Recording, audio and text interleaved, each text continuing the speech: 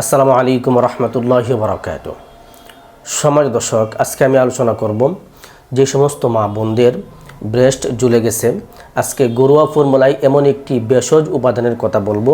এই ভেষজ ফর্মুলাটি যদি আপনি তৈরি করে যে সমস্ত মা বোনদের ব্রেস্ট ঝুলে গেছে তারা যদি এটা ব্যবহার করে তাদের ব্রেস্টের মধ্যে ইনশাল্লাহ তার ঝুলে পড়া ব্রেস্ট ইনশাল্লাহ খাড়া হবে, উঁচু হবে এবং শক্ত হবে। আজকের ফর্মুলাটি অত্যন্ত সহজলভ্য একটি ফর্মুলা। আপনি এটি সহজেই সংগ্রহ করে সহজেই এটি ব্যবহার করতে পারবেন এবং ব্যবহার প্রক্রিয়াও কিন্তু একদমই সহজ।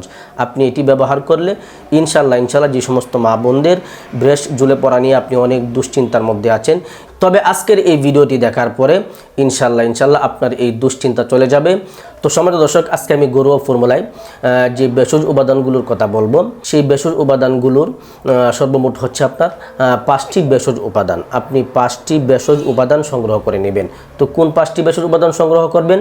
সর্বপ্রথম আপনি সংগ্রহ করবেন ডালিমের ফুল আপনি সংগ্রহ করে নেবেন এবং 2 নম্বরে আপনি সংগ্রহ করবেন ডালিম গাছের পাতা এবং 3 নম্বরে আপনি সংগ্রহ করবেন ডালিম গাছের ছাল এবং 4 নম্বরে আপনি সংগ্রহ করবেন কাঁচা ডালিম এবং 5 নম্বরে আপনি সংগ্রহ করবেন খাঁটি সরিষার তেল। সম্মানিত দর্শক, এই 5টি উপাদান আপনি সংগ্রহ করে নেবেন। 5টি ভেষজ উপাদান আপনি কি পরিমাণ নেবেন এবং এটি কিভাবে তৈরি করবেন, এই 5টি উপাদান দিয়ে আপনি আজকের এই ভেষজটি কিভাবে তৈরি করবেন।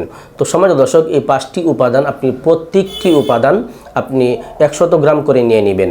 প্রত্যেকটি উপাদান 100 গ্রাম করে নেবেন।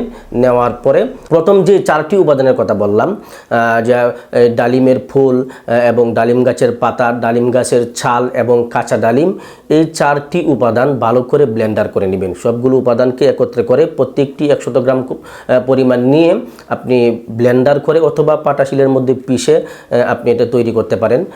ব্লেন্ডার করলে এটা সুবিধা হবে। ভালো করে ব্লেন্ডার করে নেবেন এই 4টি উপাদান। এই 4টি উপাদান ব্লেন্ডার করার পরে আপনার যে রেমেডিটা হবে, সেই রেমেডিটা একটি বাটির মধ্যে নিয়ে নেবেন।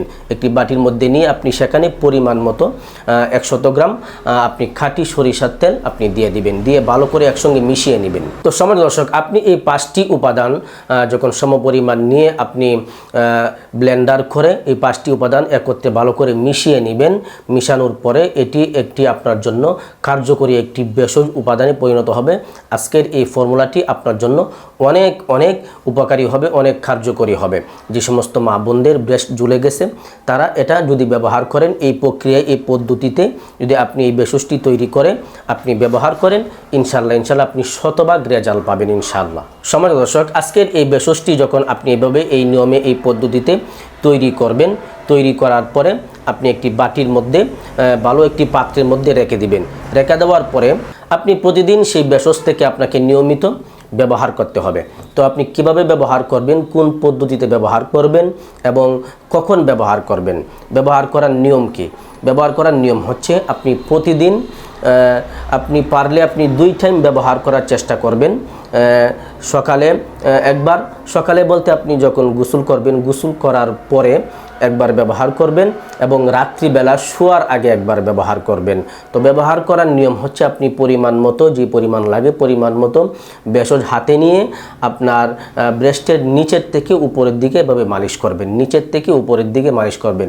প্রথমে এই মলমটা যেটা থাকবে, রেমেডিটা থাকবে, সেই রেমেডিটা আগে ব্রেস্টের মধ্যে লাগিয়ে নেবেন। লাগানোর পরে আপনাকে নিচের থেকে উপরের দিকে মালিশ করতে হবে। এভাবে আপনি কতক্ষণ পর্যন্ত মালিশ করবেন?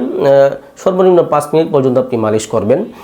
গোসল করার পরে 2 টাইম মালিশ করবেন। গোসল করার পরে একবার করবেন এবং আপনি রাত্রে শোয়ার আগে একবার করবেন। আর যদি আপনার বাচ্চা থাকে তাহলে কার্যকারিতাটা কম হবে।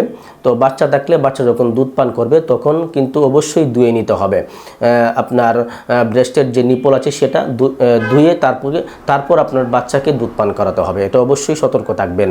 তো এভাবে এই নিয়মে এই পদ্ধতিতে যদি আপনি আজকের এই ভেষজটি তৈরি করে এই নিয়মে ব্যবহার করতে পারেন, ইনশাল্লাহ আশা করি আপনি ভালো একটি রেজাল্ট অবশ্যই উপভোগ করতে পারবেন ইনশাল্লাহ।